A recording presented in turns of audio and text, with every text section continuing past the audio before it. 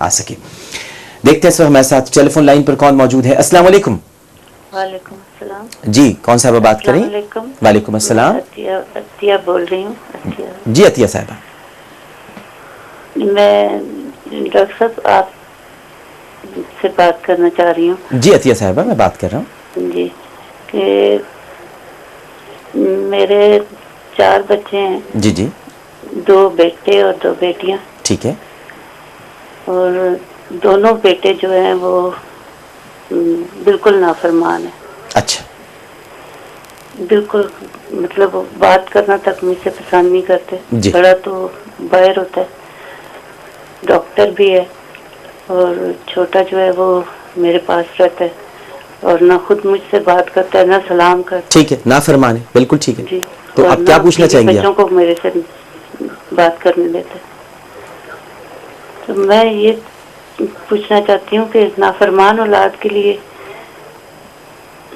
क्या करूँ मैं? मुझे हो सकता है मुझसे भी गलतियाँ हुई हैं, लेकिन माँ होने के नाते अगर बच्चे मुझे माफ नहीं कर सकते तो अल्लाह ताला से तो मैं माफी मांग। माँ होने के नाते बच्चे माफ नहीं कर सकते तो बड़ी अजीब सी बात आपने की। वो कौन होते हैं?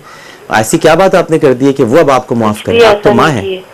कुछ भी ऐसा नहीं किया। हाँ तो आप ये तो उनकी बदकिस्मती है मेरी बहन कि वो माँ के होते हुए माँ को महसूस नहीं कर रहे। जब माँ नहीं रहती ना तब पता चलता है। रहता है बीवी उसकी मुझसे सलाम नहीं करती, मेरे पास से गुजर जाती। बच्चे बात नहीं करते, ना उनको बाप इजाजत देता है कि मेरे साथ बात करें, या मैं उनको सलाम करती हूँ वो मेरे सलाम का जवाब भी नहीं देते। तो कभी भी आपने अपने बेटे को बिठाकर अपने साथ नहीं पूछा कि मेरा क्या कसूर है? 1 साल से ऐसे हो रहा है। छोटा जो है 1 साल से, बड़े ने जब से शादी की है वो अलग हो गया और बिल्कुल ही अलग हो गया हमसे। ये सब शादियों के बाद हुआ? जी शादियों के बाद। उससे पहले ऐसा नहीं था? जी उससे पहले नहीं था। नहीं मैं जो पूछना चाह रहा हूँ ताकि मुफ्ती साहब जवाब देने में उन्हें आसानी हो कि शादी से पहले कभी भी जरा भी नाफरमानी नहीं की थी उन्होंने? बहुत ताबेदार थे या छोटी मोटी बातें होती रहती थी? नहीं छोटी मोटी ऐसी कोई ना कोई बात, लेकिन इस तरह नहीं थे जैसे अब हो गए। शादी के बाद हुआ ये सब कुछ? जी शादी के बाद दोनों हो गए। बड़ा तो बिल्कुल ही अलग हो गया जी, और छोटा जो है वो पास रहते हुए भी मेरे से बात करना पसंद नहीं करता। एक ही घर में रहते हैं आप लोग? जी मैं इधर पिंडी में रहती हूँ। नहीं एक ही घर में रहते हैं आप लोग? एक ही घर में रहते हैं। ठीक है जी। अतिया साहिबा हम इस सवाल का जवाब मालूम करते हैं मुफ्ती नज़ीर अहमद खान साहब से। जी खुलासा ये निकला जी कि औरत औरत को बर्दाश्त नहीं करती, औरत औरत को बर्दाश्त नहीं करती, औरत औरत पे जुल्म करती। बेटा पहले ठीक था अब बिगड़ गया, जब से बीवी आई औरत आई, अब ये औरत जब तक बीवी रहेगी इसकी हैसियत कुछ और। ये तो मेल शाविनिज्म हो गया कि औरत औरत की दुश्मन है। तो ये मैं इसका हल बता रहा हूँ। इस्लामी हवाले से अगर इस्लामी तरबियत होती तो डॉक्टर साहब अल्लाह और अल्लाह के रसूल सल्लल्लाहु अलैहि वसल्लम के बाद सबसे बड़ा दर्जा इस्लाम किसे देता है? ठीक है, वालिदैन को देता है। बिल्कुल सही। और वालिदैन में से भी ज्यादा दर्जा जो है बाप के मुकाबले में माँ का है। ठीक है, लेकिन बदकिस्मती हमारी ये कि हम दीनी बुनियादों पे तो बच्चों की तरबियत नहीं कर रहे हैं। 3 साल से वो स्कूल पढ़ने जाते हैं, मदरसे से और दीनी तालीम से उनका राब्ता न होने के बराबर होता है। ज्यादा से ज्यादा अल्फाज की हद तक कुरान सीख लेते हैं, आगे उनकी दीनी तरबियत नहीं होती। उनको हम एक तरबियत देते हैं कि अपनी ख्वाहिशात को पूरी करना, मनपसंद चाहतों पे उनकी तरबियत होती है। जब मनपसंद चाहतों पे तरबियत होती है और आज मनपसंद चाहतों में माँ रुकावट बन रही, और वो लुत्फ जो बीवी से आ रहा है वो माँ से नहीं आ रहा, तो ऐसी सूरत में जाहिर है बेटे ने वही करना है, उसकी तरबियत तो है नहीं। अब जरूरत इस चीज की है। जैसे मुफ्ती साहब हर एक का अपना एक दर्जा होता है, ये भी तो समझाएं कि भाई माँ का दर्जा और बीवी का दर्जा कुछ तो इंसान। मैं यही अर्ज कर रहा हूँ कि इस वक्त बीवी जो है 1000 बीवियां माँ पे कुर्बान, 1000 बीवियां माँ पे कुर्बान। ठीक है, और दूसरी जो चीज मैं बता रहा हूँ वो दर्जा मैंने बताया कि अल्लाह और अल्लाह के रसूल के बाद सबसे बड़ा दर्जा तीसरे नंबर पे किसका आता है? माँ का आता है। और माँ के बारे में जनाब रसूल करीम सल्लल्लाहु अलैहि वसल्लम की हदीस है कि अगर वालिदैन में से कोई एक या दोनों नाराज होंगे तो ऐसे शख्स के लिए जहन्नम के दरवाजे खुले, इनकी माफी नहीं हो सकती। माँ नाराज हो और इंसान बहुत नेक दीनदार हो तो ऐसे शख्स की माफी नहीं हो सकती। लेकिन सोचना हमें ये जो मैंने मैसेज देना है आज इस खातून के साथ जो कुछ हो रहा है ये दरअसल शामत अमाल का नतीजा है।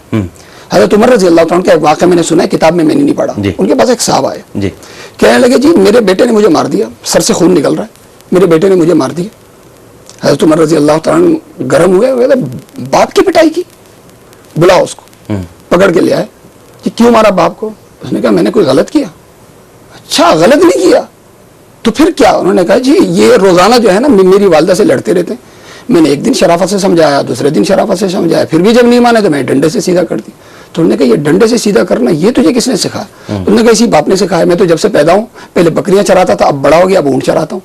ऊँट कोई गड़बड़ करता है तो मैं डंडे से सीधा करता हूँ, मेरा तो यही तरीका है, कोई भी मेरी बात नहीं मानता मैं डंडा। तो शुरू में बच्चे को बचपन से ही डंडा दे दिया गया। तो जब उसी की तरबियत हो, अखलाकियात की तरबियत ना हो, तो फिर इस किस्म के नताइज फिर बरामद होते हैं। सैयदना फारूक आज़म रज़ियल्लाहु ताला अन्हु का जिक्र हुआ। नाज़रीन किराम, आज की शब शहादत भी है और खलीफतुर रसूल अमीरुल मोमिनीन हज़रत उमर रज़ियल्लाहु ताला अन्हु का आज यौम शहादत है। खुसूसी ट्रांसमिशन भी हम करेंगे इंशाअल्लाह यौम फारूक आज़म पर, लेकिन चूँकि मुफ्ती साहब ने जिक्र किया तो ये आपको बताना ज़रूरी था कि आज की ये जो शब है इस वक्त शब शहादत है।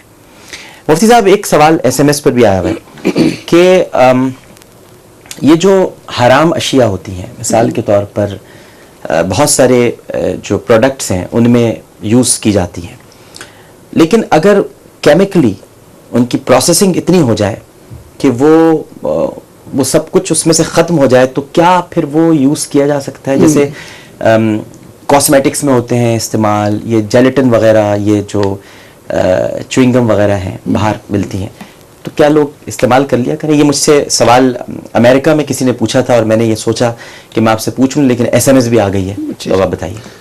इसमें यह कि फ़िक़्ह का मैं चंद नज़ायर बताऊं, क्योंकि हम जो इस्तेमाल करते हैं वो नज़ायर से करते हैं। ठीक है, फ़िक़्ह का एक उसूल है, वो उसमें गधा नमक की कान में गिर गया और वो गधा नमक बन गया, तो अब वो जो गधा जो नमक बन गया, क्या उसका इस्तेमाल जायज़ है? उलमाए किराम कहते हैं ठीक है, इसलिए कि वो गधा गधा ना रहा, वो नमक बन गया। ठीक है। इसी तरह फ़िक़्ह के अंदर एक उसूल ये भी है, तख़लीलुल ख़मर।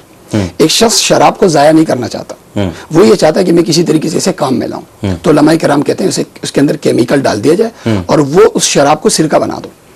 तो ज़ाहिर है तख़लील खल से निकला है सिरका, तो शराब जब शराब ना रहे वो कुछ और चीज़ बन जाए तो ठीक है। इसी तरह ये जो अपने अरब के उलमा हैं, जिसमें मौलाना तकी उस्मानी साहब मद्दज़िलुल आली भी शामिल हैं, उनके पास भी एक सवाल आया था कि जो गंदा पानी होता है केमिकल के जरिए से, इससे जो गंदगी की जो वो है जिनसे वो ख़त्म कर दिया जाए और उसको साफ बना दिया जाए, कि वो गंद उसमें बिल्कुल ना रहे, यानी वो गंदा पानी गंदा ना रहे बल्कि साफ बन जाए, तो ऐसी सूरत में क्या उनका इस्तेमाल जायज़ है? तो उलमाए किराम कहते हैं ठीक है, ये जायज़। ये मैं वो बता रहा हूँ कि हर वो जब जिन्स के बदलने से हुक्म बदल जाता।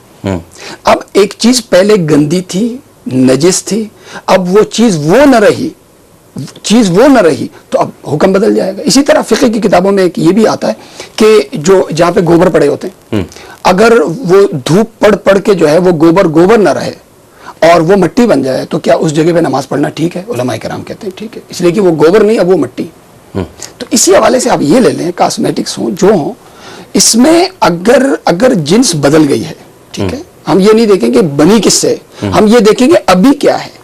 अगर अभी चीज वो नहीं है बल्कि कुछ और है, केमिकल के जरिए उसकी जिनसियत बदल दी गई है, तो ऐसी सूरत में जो हराम चीज है वो फिर हलाल हो जाए।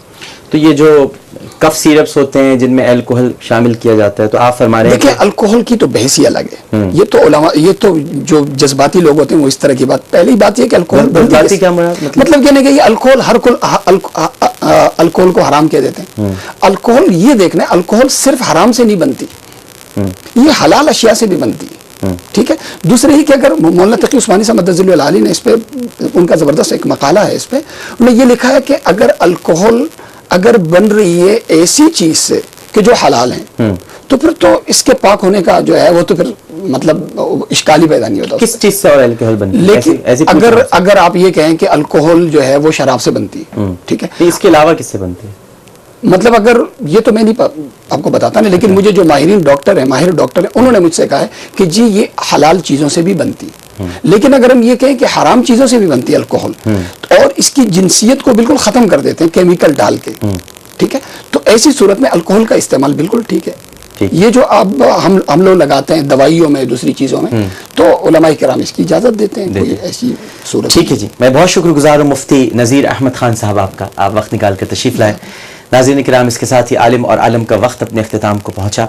आज कुछ मामूल से ज़्यादा तवील प्रोग्राम हो गया। साहबजादा फजल करीम साहब भी हमारे साथ प्रोग्राम में शामिल रहे, उनको जाना था, वो तशरीफ़ ले गए, और फिर मुफ्ती नज़ीर अहमद खान साहब हमारे साथ मौजूद रहे। प्रोग्राम ख़त्म करते हुए, आजकल अखबारात में और सब जगह एक ही मौजू है, विकीलीक्स। तो हमारा तो मजहबी प्रोग्राम है, हम इस पर कोई तबसरा तो कर नहीं सकते, लेकिन अल्लामा इकबाल के कुछ अशार हैं। हम्माम में जितने बरहना वजूद हैं उनकी नज़र कर रहा हूँ। वो ये अशार अल्लामा इकबाल बहुत पहले कह गए। फरमाते हैं, निगाह फ़क्र में शान सिकंदरी क्या है, खिराज की जो गदा हो वो कैसरी क्या है, बुतों से तुझको उम्मीदें खुदा से नौमीदी, मुझे बता तो सही और काफरी क्या है। फिर फरमाते हैं, फलक ने उनको अता की है ख्वाजगी के जिन्हें खबर नहीं रविश बंदा परवरी क्या है, फ़कत निगाह से होता है फैसला दिल का, न हो निगाह में शोखी तो दिल बरी क्या है। किसे नहीं है तमन्नाए सरवरी लेकिन, किसे नहीं है तमन्नाए सरवरी लेकिन, खुदी की मौत हो जिसमें वो सरवरी क्या है। खुश आ गई है जहां को कलंदरी मेरी, खुश आ गई है जहां को कलंदरी मेरी, वगरना शेर मेरा क्या है, शायरी क्या है। अल्लाहुम्मा सल्लि अला सय्यिदना व मौलाना मुहम्मद व अला आलिहि व अस्हाबिहि व बारिक वसल्लिम वसल्लम। इसके साथ ही आलिम और आलम से आमिर लियाकत हुसैन को इजाज़त दीजिए। प्रोग्राम पेश करते हुए कोई गलती, कोई सहफ तो अपने रब के हुजूर माफ़ी का ख्वाहिशगार हूँ, इस अपनेपन के साथ कि अपना बहुत ख्याल रखिएगा। अल्लाह हाफ़िज़।